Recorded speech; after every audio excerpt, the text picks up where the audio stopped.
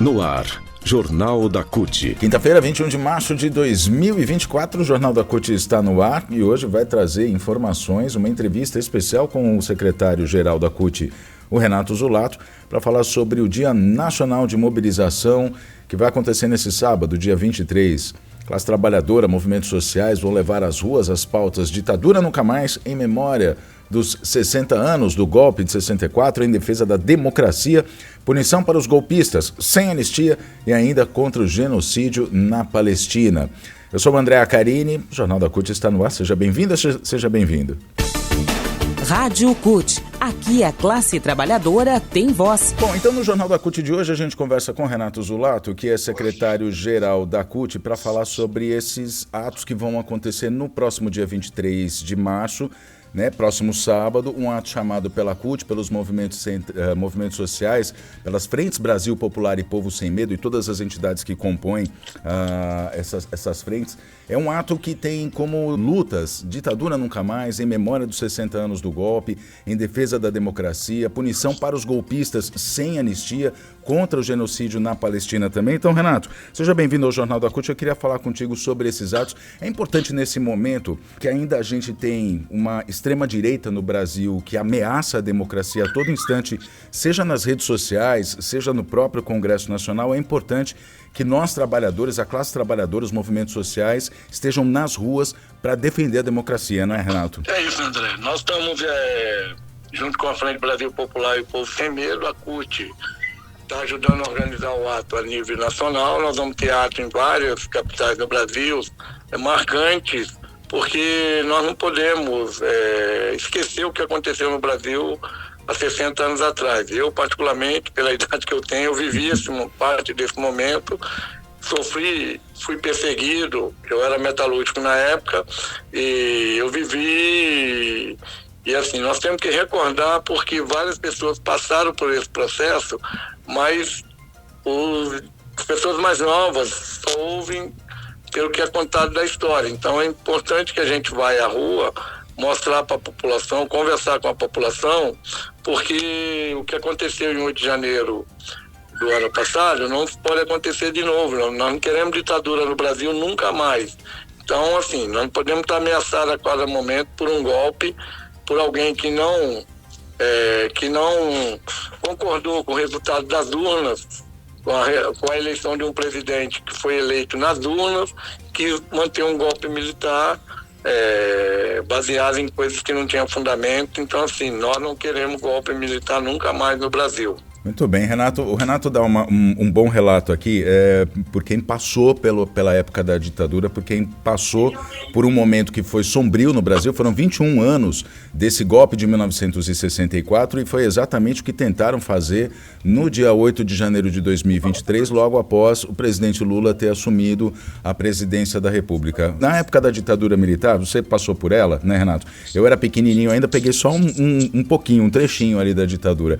Mas a gente percebia que era um Brasil bem diferente, que não tinha o desenvolvimento social que aconteceu principalmente depois dos anos 2000 com a eleição de governos progressistas. A gente fala sobre Lula, sim, fala sobre Dilma, sim. Então, era assim, foi uma tentativa de mergulhar o Brasil de novo num período obscuro, o 8 de janeiro de 2023. Né? E é por isso que essas intenções, elas têm que ser punidas, essas pessoas têm que ser punidas e não tem anistia. E essa é uma das bandeiras desse dia 23 também, não é, Renato? O nosso objetivo é estar sempre defendendo a democracia contra qualquer golpe militar, judicial, midiático, porque esses golpes são impostos para silenciar o povo e calar a boca do povo, né? E nós não defendemos sempre a democracia. O que aconteceu no dia 8 de janeiro, as pessoas que participaram, que financiaram a tentativa de golpe no 8 de janeiro, não tem que ter tolerância com as pessoas. Golpistas têm que pagar pelo que fez e não tem anistia para essas pessoas. Certo. Então, assim, cada um é responsável pelo ato que faz. Então, essas pessoas quase destruíram o Congresso Nacional, o Senado, o prédio dos três poderes, a mídia mostrou para todo o Brasil ver, então não tem como esconder o que aconteceu. Agora sim, nós queremos que sejam punidos aqueles que estavam lá, quem financiou, e a gente está acompanhando aí o dia a dia do desenvolvimento feito pela investigação da Polícia Federal. Tem muita gente grande envolvida nisso, então nós queremos também que essas pessoas que financiaram o golpe seja punido, porque se não tiver punição elas vão tentar de novo. Então não tem anistia. Não tem anistia para golpista. A gente está falando sobre extrema-direita, ação da extrema-direita, Renato, rapidamente aqui para a gente concluir nossa conversa. É uma ação da extrema-direita também em nível mundial, a gente diz isso agora, né, que é o que está acontecendo na faixa de Gaza, que é um verdadeiro genocídio, sim, do governo de Israel contra o povo palestino. Já matou mais de 31 mil pessoas pelo fim do genocídio na Palestina. Também é uma das pautas de nossa solidariedade, né? É uma das pautas desse dia 23 também, não é, Renato? É isso, a CUT e as frentes, os partidos e outros movimentos, partidos de esquerda, nós somos contra o genocídio que está acontecendo na Palestina. Defendemos de forma inflexível a vida e a paz.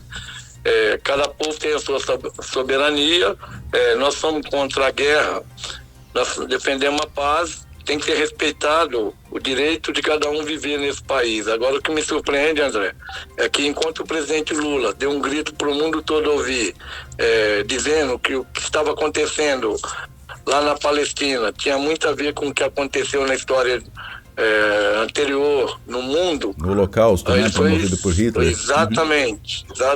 Ele foi sacrificado pela extrema-direita, mas ele alertou muitos países, inclusive os Estados Unidos, que ontem se manifestou contra um novo ataque de Israel a uma região onde várias pessoas que estão lá passando fome, estão morrendo de fome, de sede, de doenças. Então não é uma guerra, na verdade é um genocídio mesmo. Então assim, se isso acontecer, está provado que é um genocídio. O presidente Lula tem razão, mas agora o que me surpreende, a gente vê na mídia o governador de São Paulo, Tarcísio, e o governador de Goiás, o Ronaldo Caiado, defendendo as ações que Israel estão fazendo e pedindo desculpa em nome dos brasileiros pelo que o presidente Lula falou. Isso é um absurdo. Eu acho que nós também temos que ter uma ofensiva contra governadores que vão estar lá sendo solidários a Israel, concordando com esse massacre que está sendo feito. Nós também não defendemos o terrorismo, mas o povo que é inocente não pode pagar por ações isoladas, como está acontecendo na Palestina e assim há muitos anos, né? As pessoas preferem atacar o presidente Lula falando sobre genocídio, falando sobre uma comparação histórica, do que ver o que está acontecendo, abrir os olhos de fato para a situação lá. Então isso vai ser levado para as ruas nesse dia 23, né, Renato? Também. Nós estamos fazendo vários atos em todos os estados, com vários setores que apoiam o povo palestino, vários comitês de organização a nível nacional e mundial. Estamos fazendo vários atos, já estamos fazendo há alguns meses, alguns dias, vários atos que estão acontecendo, e esses atos, essas organizações que defendem o povo da Palestina, junto com a Frente Brasil Popular e o Povo Sem Medo, e a CUT, e cabeçando essa luta, nós vamos estar levando também esse debate para a rua, para que a população brasileira não tenha informação só do que ocorre só pelo que a grande mídia queira passar, né? Então nós fizemos materiais de divulgação, vídeos, materiais impressos, onde nós estamos distribuindo no Brasil todo, principalmente aqui em São Paulo, onde é a região que eu moro, que eu atuo. Nós vamos estar fazendo uma grande convocatória para o dia 23. Nós não queremos ditadura nunca mais, em memória dos 60 anos do golpe, em defesa da democracia, punição para os golpistas, sem anistia contra o genocídio na Palestina. Essa é a nossa pauta no dia 23 e ela vai continuar enquanto houver qualquer indício de possíveis golpes aqui no Brasil. Nós vamos estar junto com a população brasileira evitando, sempre defendendo a democracia. Muito bem. Renato Zulato, secretário-geral da CUT Brasil, muito obrigado pela sua presença aqui no Jornal da CUT. Capitais que já têm atos confirmados, nas cidades que já têm atos confirmados, são, além de São Paulo, Salvador, no Largo do Pelourinho, às 15 horas, Em Brasília, em frente à Funarte, às 4 horas da tarde. Também em São Luís do Maranhão, na Praça Deodoro, às 9 horas da manhã. Em Belo Horizonte, Minas Gerais, Praça Afonso Arinos, às 9 horas da manhã. Campo Grande, no Mato Grosso do Sul, na Praça do Rádio, às 9 horas. Em Belém, na Escadinha, também 9 horas. Em Recife, na Praça do Derby, às 10 horas da manhã. No Rio de Janeiro, na Uruguaiana, com a Presidente Vargas, às 10 horas da manhã. Em São Paulo, como a gente disse, no Largo São Francisco, às 3 horas da tarde. Atos também estão sendo organizados em Manaus, no Largo São Francisco, em Vitória da Conquista, na Bahia. Em Vitória, no Espírito Santo, 2 atos, um deles no dia 1º de abril, no auditório do IC2, na UFES, e outro vai ser nesse sábado, na Praça Pereira Costa, na Praça Costa Pereira, aliás, no centro de Vitória, às 9 horas da manhã.